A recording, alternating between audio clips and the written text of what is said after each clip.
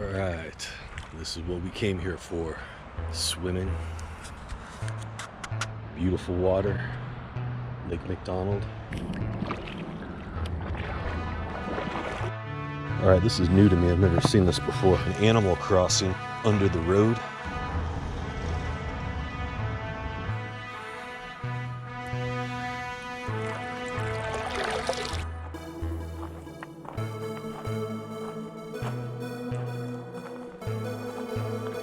Everything in the Cascades from Mount Rainier north to the Canadian border is pretty spectacular.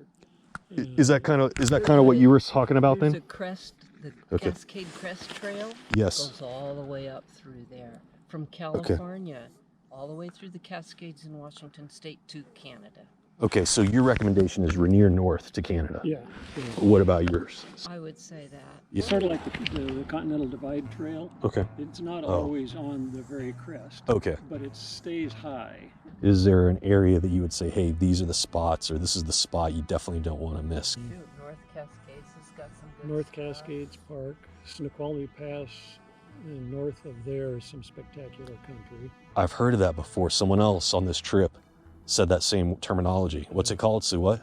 Snoqualmie Pass, Snoqualmie. Okay. where I-90 crosses Washington State. There's Okay. Snoqualmie Pass, and from there north, following the trail is pretty spectacular country. Okay. And where the trail goes through the east border of Mount Rainier National Park is also a real nice area. Would there be any safety tips? I could go up there and find out that there's some strange squirrel that like kills people. I wouldn't know. Not in that aspect, but there are. The weather can turn sour, turn bad there very quickly. People yeah. die in the park, and in the springtime when the snow, we get tons of snow, lots and lots of snow on Rainier. And this year, 2 or 3 people have died doing snow hikes in the spring because where the snow loads up during the winter time over small streams. During the spring, as the snow is starting to melt, those streams tend to melt the snow out from around them, but it leaves a cover over the top, and you don't unless you're paying very close attention, you can drop into one of those streams Okay. and be washed down underneath snow and not found until it's too late. It can look like regular land, but you could actually be walking over a river and not even know it. Absolutely. Okay. And it happens. It definitely happens. Okay. Probably a couple of times this spring on Mount Rainier itself. Okay. Another issue there is, I mentioned the streams that radiate off the mountain. They're all glacier-fed streams, and they fluctuate a lot. And during the summer, during the winter, when it's cold, the streams are just clear water, and they're relatively small. In the summertime, the water becomes extremely turbid, and you can't see the bottom. It almost looks like mud sometimes. You can't see the bottom. And they also increase in force during the summertime because of the snow melt. And you have to be extremely careful crossing those streams. Now, Because you can't see how deep it is. You can't see how deep. The rocks are rolling underneath the water, and you can't. Sometimes you can hear them, but not always. I didn't know about that. The rocks are actually rolling. Oh yeah. And if you look at the riverbed, Good night. away from the river itself, they're all round like this, Yeah. except they're a lot larger. So a person could be trying to cross the river and get hit by a rolling rock. Under the water, yeah. Just knocked off your feet. This is why I need to talk to what was your name? Your first name? Carl. I had no idea. This is another one. This is why the novices really got to watch this vlog and learn, like me, like these dangerous things. I had no idea that a rock would be rolling across the river like that. Wow. Okay. And the Park Service, Mount Rainier, typically tries to keep bridges across all of these streams throughout the summer. But occasionally, given our weather and all around there, around Mount Rainier, the bridges will wash out in the summertime. So the bridges wash out and they have to rebuild them? They're small foot bridges. Oh, okay. And, Okay. But and the bridges are perfectly fine to cross, but if you try to cross the stream without a bridge, you need to be extremely careful. And then there's probably foot entrapments. If if you stay on the trails, you're in pretty good shape there. Is there any major thing like that would make you happy, like people know about, like trails, like things they should do, like maybe they do something a lot and you're like, man, this is the one thing I wish people would do differently, like pick up trash, clear, I don't know, what would be like your pet? Trash pickup is not a huge issue. People are really pretty good about that at Mount Rainier and national parks typically, I think. I suppose one of our favorite preferences for trail use is for hikers to stay in the designated trail. Okay. We get so many situations where the trail is getting a little bit eroded, or it may be wet in the springtime or after a rain. Right. People will step out of the trail, and especially in meadowed areas, and walk alongside, and they start creating parallel trails. Pretty soon we have trails that are 8 or 10 feet wide. It's an environmental degradation, and typically I say it happens in the meadow areas. And we have a lot of meadow country. Yeah, a lot of people probably want to play in the meadows. I understand and people that. do, and you can walk across the meadows out to other sites. What's the hardest thing about being married to a trail man? Nothing. How do you trail? She laughs. She says, "Not great." She's a good girl. Yeah. No, I love hiking. Passion. So that's so easy. Yeah.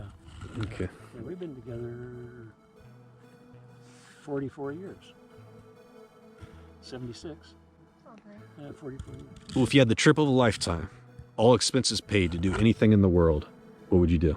Right now, go to Madagascar probably. Wow, that'd be interesting.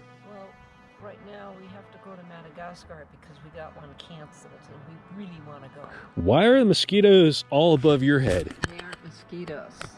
And they're above yours as well. What? Ah, they are. What the heck? They're not mosquitoes. What are these things doing above our heads? Mayflies, yeah. Mayflies. Why are there so many above his head and just a couple above mine? And why are they above our heads? Yeah, they really are above you a lot. They don't bite. Grabbing the cones. Oh yeah, the squirrel's making a cache. Yeah, until I See the can- cones, the pine cones? Oh, He's picking them up. He's taking dude, I'm so glad I met you guys. See, I need this in my documentary. I can't believe how beautiful those mountains. I see. Look in this camera. Look how small. Look, it doesn't even pick them up. Oh, Oh, that's yeah, terrible. Isn't it? Oh, yeah. You need to See, zoom in. look, That look. makes me cry. I have a witness that these mountains, because I've told you guys, like I rode up the Pole Bridge, I'm saying how spectacular these mountains are. We are in front of spectacular mountains right now. It is beautiful as the sun sets right here. And when I take the GoPro and aim it, it makes them go from like these big, beautiful mountains to like squeeze them to like this. They don't even look like mountains. They don't have purple And so, either. and so when I hold the viewfinder up to my friend here who I just met, she has a really nice camera, and when she sees through this viewfinder what I see, she is a witness and agrees. So Yeah, that's what I see. horrible. right? Yes. It doesn't. Do I need a zoom lens or what I need to be able to capture this reality for you guys? Nice to have the zoom. It's perfect. But you need like, well, it used to be 150 millimeter zoom to make them look more like they really And look. then on the computer, you can This thing blow is them probably up shooting more. at a wide angle, and that flattens everything out. So if I want to capture those mountains, and then we're going to jump to the cache.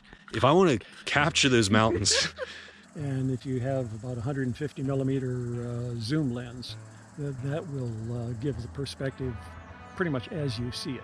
okay, and is that true even if the mountains are like another 5 miles further away? Or Well, then you. see, that's what I thought. Originally, I thought I just needed like one zoom, but then I started thinking, wait a second, what if like my eyes are zooming to a certain point to see this? And so I need that zoom for my camera, but like mountains are like 2 more miles further, my eyes need to zoom further, so then I need even a bigger zoom. And that lens there, that goes way closer To 300. to 300. Okay. Yeah, so, and then even once I get it on the computer, I can, what's the word? You can blow them up, crop Yeah, them and blow them crop. up. Okay, now the squirrel was going crazy over here, and they showed me here the answer. Like if you guys were in Florida and the alligators and lizards were doing strange things, I could tell you like, Oh, that this was is why this lizard. but I have no freaking clue why that squirrel was like acting crazy over here. And then if I I just wonder why they're there, because he was not picking, he's not putting them there, he was he's got them all stealing around the them. grounds, but those aren't green. He Is was the odd part. running away with them. so that's the squirrel's cache Yes. It's a for the yeah, winter. It's a squirrel cache. What they typically do Okay, we're getting insight. What? this time of year, which is getting into fall, Okay. end of the summer and winter's coming, Mm-hmm. the squirrels go up into the top of the trees where they're typically loaded with various types of cones, either the fir cones or pine cones or whatever type of trees are around. They cut the cones off and drop them to the ground, and then they cache those. They'll build a pile of them somewhere hidden in the woods Oh. for their winter feed. Huh.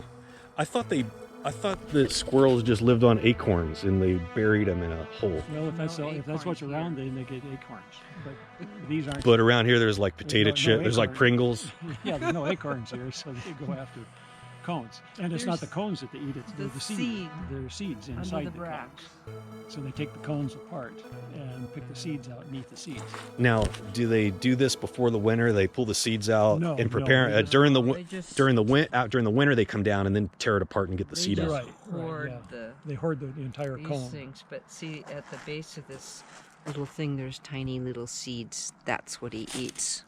The little. He eats that little thing. Yeah, the little seeds. Well, squirrels aren't very big, so that's a good treat for them. Okay. There's the seed. So if I was real hungry and it was winter and I followed the squirrel to his cache, it's not going to help me because his little seed is so small. Even if I found that cache, I'm not going to get much. It's probably not a survival tip.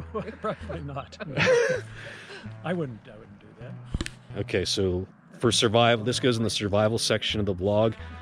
Don't follow my previous advice about follow the squirrel's cache. Actually, there are some that you can. Actual pine cones Uh-huh. have a lot larger seeds, and pine nuts. He was holding out on us on the true survival skills. Depends on the tree.